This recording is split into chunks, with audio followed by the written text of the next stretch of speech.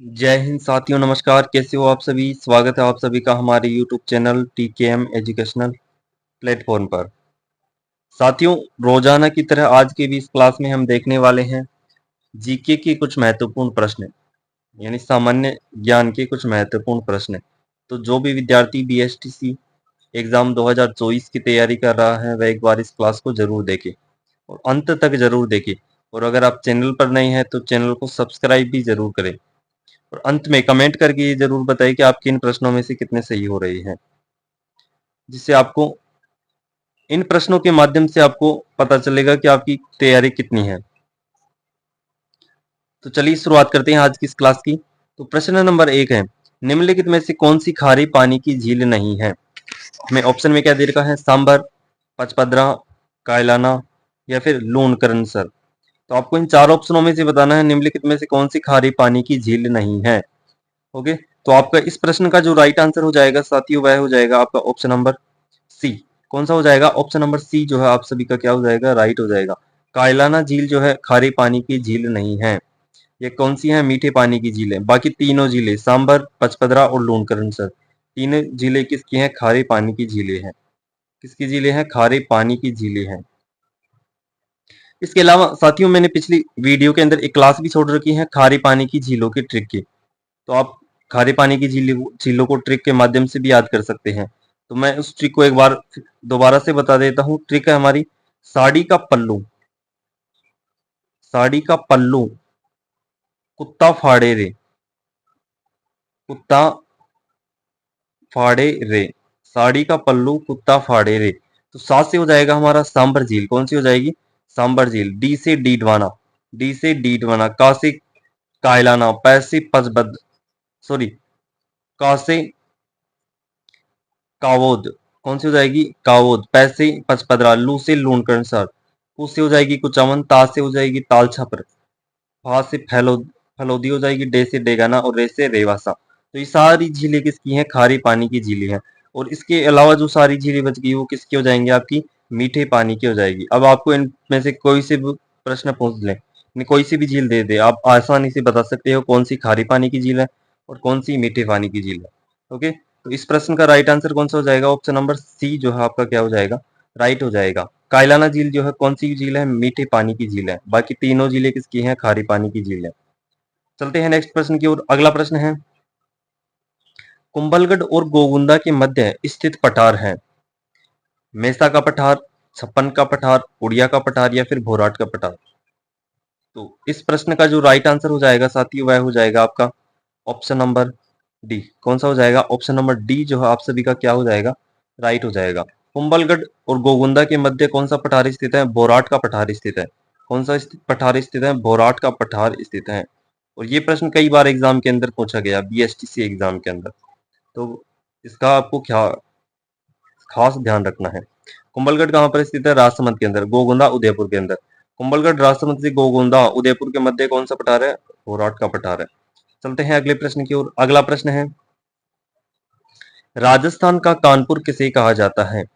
कोटा, जयपुर, बांसवाड़ा या फिर पाली को?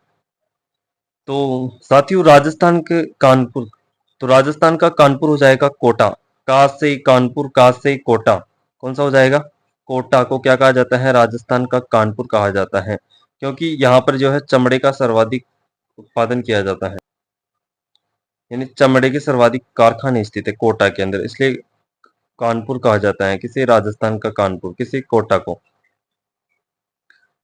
अगला प्रश्न है, ऊन का घर किसे कहा जाता है? जैसलमेर को, बीकानेर, बाड़मेर को, बीकानेर को या फिर गंगानगर को?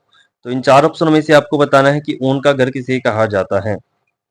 ऊन का घर, साथियों ऊन की बात करें, ऊन के घर की, तो ऊन का घर जो कहा जाता है वो कहा जाता है आपका बीकानेर। किसे कहा जाता है? बीकानेर को कहा जाता है। ऑप्शन नंबर सी जो है आपका क्या हो जाएगा? राइट हो जाएगा। ऊन का घर किसे कहा जाता है? बीकानेर को कहा जाता है। और एशिया की अगर आपसे पूछ ले कि एशिया की सबसे बड़ी ऊन मंडी कहाँ पर स्थित है? एशिया की सबसे बड़ी ऊन मंडी, ऊन मंडी, तो वो भी कहाँ पर हो जाएगी? आपकी बीकानेर के अंदर हो जाएगी। कहाँ पर हो जाएगी? बीकानेर के अंदर हो जाएगी। और ऊन का घर किसे कहा जाता है? बीकानेर को कहा जाता है। ओके, अगला प्रश्न है, राजस्थान में कला व स्थापत्य कला का जनक किसे कहा जाता है? राणा सांगा को, राणा कुंभा को, राणा प्रताप को या फिर महाराणा उदय सिंह को? तो आपको क्या बताना है, कला व स्थापत्य कला का जनक किसे कहा जाता है? तो साथियों, कला व स्थापत्य कला का जनक कौन हो जाएगा? आपका कुंभा। कुंभा को कला व स्थापत्य कला का जनक कहा जाता है, Maharana Kumbha. Option number B जो है आपका क्या हो जाएगा? राइट हो जाएगा। कुंभा ने बहुत सारे ग्रंथों की रचना की थी, इसके अलावा बहुत सारी दुर्गों की का निर्माण करवाया था, जिसमें कुंभा की बात करें तो कुंभा ने 84 गिरि दुर्गों में से 32 गिरि दुर्गों का निर्माण करवाया था, इसलिए इसे क्या कहा जाता है? गिरि दुर्गों का स्वामी भी कहा जाता है। किसको? कुंभा को। ओके, तो इस प्रश्न का जो राइट आंसर हो जाएगा वह हो जाएगा आपका ऑप्शन नंबर बी। किसे कहा जाता है कला व स्थापत्य कला का जनक? महाराणा कुंभा को। चलते हैं अगले प्रश्न की ओर। अगला प्रश्न है, रामेश्वर सवाई माधोपुर में त्रिवेणी संगम होता है, बनास बेड़ज मेनाल का, बनास डाई खारी का, सोम माही व जाखम का, चंबल बनास व सीप का? तो आपको इन में से बताना है कि रामेश्वरम सवाई माधोपुर के अंदर किन नदियों का त्रिवेणी संगम होता है? त्रिवेणी संगम बताना है आपको साथियों। त्रिवेणी संगम किन किन नदियों का होता है रामेश्वरम सवाई माधोपुर के अंदर? साथियों, बात करें क्वेश्चन नंबर 6 के राइट आंसर की, तो इसका जो राइट आंसर हो जाएगा वह हो जाएगा आपका ऑप्शन नंबर डी। कौन सा हो जाएगा? ऑप्शन नंबर डी जो है आपका क्या हो जाएगा? राइट हो जाएगा। चंबल, बनास और सीप का त्रिवेणी संगम होता है कहां पर? रामेश्वरम सवाई माधोपुर के अंदर। ओके, इसके अलावा बात करें सोम माही व जाखम की, तो इसका त्रिवेणी संगम होता है बेणेश्वर के अंदर, बेणेश्वर डूंगरपुर के अंदर। ओके, तो इनका भी आपको क्या रखना है? ध्यान रखना है।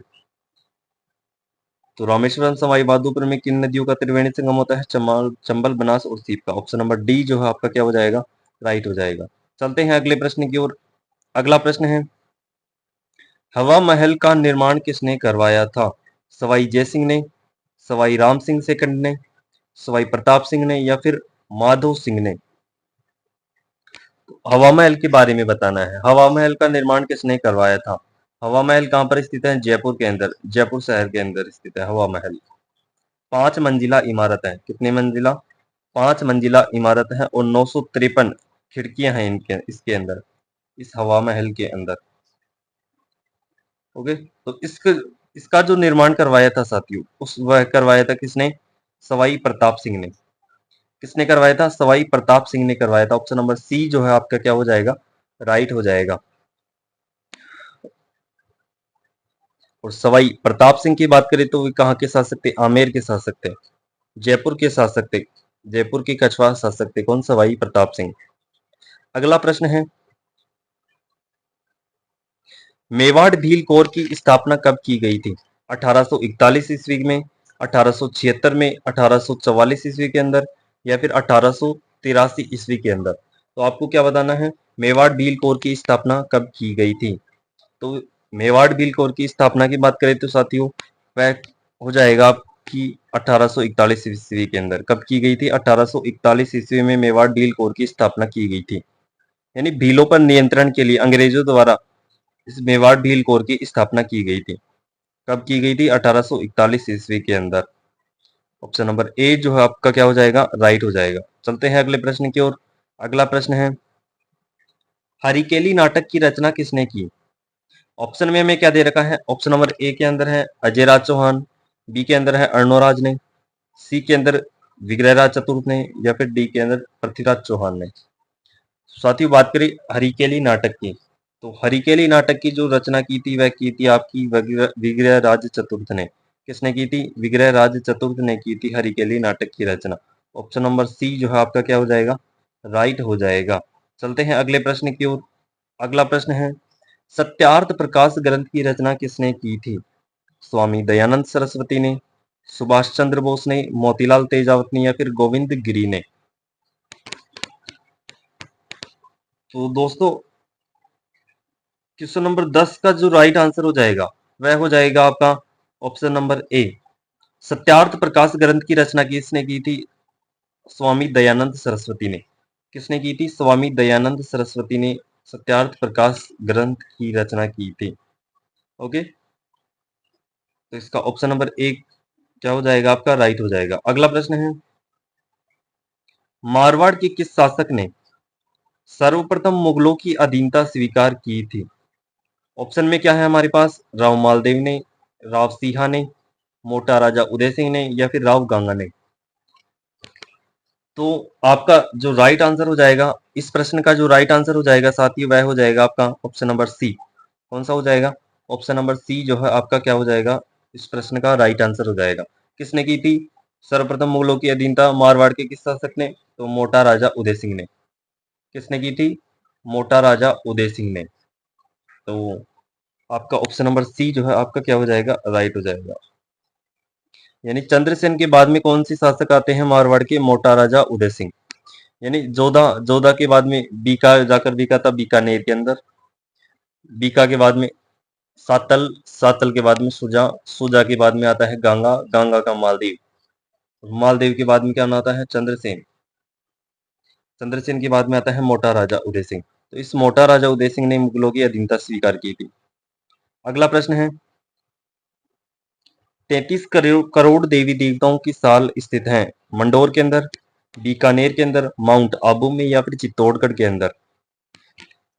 तो साथियों इस प्रश्न का जो राइट आंसर हो जाएगा वह हो जाएगा आपका ऑप्शन नंबर ए, मंडोर के अंदर है 33 करोड़ देवी देवताओं की साल। कहां पर है? मंडोर के अंदर स्थित है। इसके अलावा अगर आपसे पूछ ले कि 33 करोड़ देवी देवताओं का मंदिर कहां पर स्थित है, यहाँ पर क्या पूछ रहा है? साल पूछ रहा है। तो अगर आपसे मंदिर पूछ ले 33 करोड़ देवी देवताओं का मंदिर कहां पर स्थित है, तो वो आपका हो जाएगा जूनागढ़ दुर्ग बीकानेर के अंदर। कहां पर है? जूनागढ़ दुर्ग बीकानेर के अंदर जो है 33 करोड़ देवी देवताओं का मंदिर है। ओके, चलते हैं अगले प्रश्न की ओर। अगला प्रश्न है, निम्नलिखित में से किस नदी को अर्जुन की गंगा कहा जाता है? बनास नदी को, चंबल नदी को, लूनी नदी को, या फिर बाणगंगा नदी को। तो अर्जुन की गंगा हो जाएगी आपकी बाणगंगा। कौन सी हो जाएगी साथियों? बाणगंगा हो जाएगी। ऑप्शन नंबर डी जो है आपका क्या हो जाएगा, राइट हो जाएगा। यानी अर्जुन ने तीर चलाया तो नदी निकली बाणगंगा। कौन सी निकली? नदी निकली बाणगंगा। गंगा का जल शीतल होता है, यह बात बताई थी तीज और गणगौर ने। किसको? दादू जी को। दादू जी उस समय हाथी को क्या खिला रहे थे? खल खिला रहे थे। और हम ग्रीष्म ऋतु में लूणियावास जा रहे थे पतंग उठाने के लिए, तो पतंग चली जाती है गलता जी में, तो लेने के लिए जाते हैं गोविंद देव जी। तो नकटी माता ने कहा को नहीं ले जावा दूं।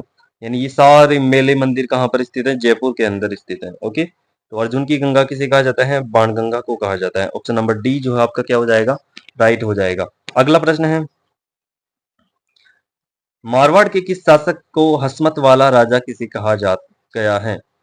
हसमत वाला राजा बताना आपको। हसमत वाला राजा किसे कहा जाता है मारवाड़ के किस शासक को? ऑप्शन में क्या दे रखा है? चंद्रसेन, मालदेव, अभय सिंह, या फिर अजीत सिंह। तो आपको इन चार ऑप्शनों में से बताना है कि हसमत वाला राजा किसे कहा जाता है। तो क्वेश्चन नंबर 14 के जो राइट आंसर हो जाएगा साथियों वह हो जाएगा आपका ऑप्शन नंबर बी, मालदेव। किसे कहा जाता है हसमत वाला राजा? मालदेव को कहा जाता है, राव मालदेव को। किसे कहा जाता है? राव मालदेव को हसमत वाला राजा कहा जाता है। ओके, और इसे मारवाड़ का पितृहंता राजा भी कहा जाता है, क्योंकि इसने जो है अपने पिता गंगा की हत्या की थी। किसने की थी? किसकी हत्या की थी? गंगा की हत्या की थी, अपने पिता। इसलिए इसे मारवाड़ का पितृहंता राजा भी कहा जाता है। और हसमत वाला राजा की बात करें तो मालदीव को हसमत वाला राजा कहा था फारसी इतिहासकारों ने। किसने कहा था? फारसी इतिहासकारों ने। ओके, तो आशा करता हूं आपको अच्छे से समझ में आ गया होगा। चलते हैं अगले प्रश्न की ओर। अगला प्रश्न है, मरु राष्ट्रीय उद्यान कहाँ स्थित है? बीकानेर के अंदर, बाड़मेर के अंदर, जैसलमेर में, या फिर पाली के अंदर। तो मरु राष्ट्रीय उद्यान हो जाएगा साथी, वह हो जाएगा आपका ऑप्शन नंबर सी, जैसलमेर के अंदर। कहां पर है? जैसलमेर के अंदर स्थित है मरु राष्ट्रीय उद्यान। ओके, तो साथियों ये थे बीएसटीसी एग्जाम 2024 से संबंधित कुछ महत्वपूर्ण जीके के प्रश्न। तो जो भी विद्यार्थी बीएसटीसी एग्जाम 2024 की तैयारी कर रहा है वह एक बार इस वीडियो को जरूर देखे और अंत तक देखे, और अंत में कमेंट करके ये जरूर बताए कि आपकी इन प्रश्नों में से कितने सही हो रहे हैं।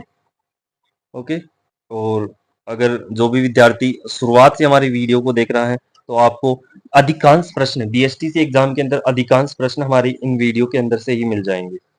ओके, तो आज के लिए इतना ही, मिलते हैं अगले वीडियो के अंदर, तब तक के लिए धन्यवाद।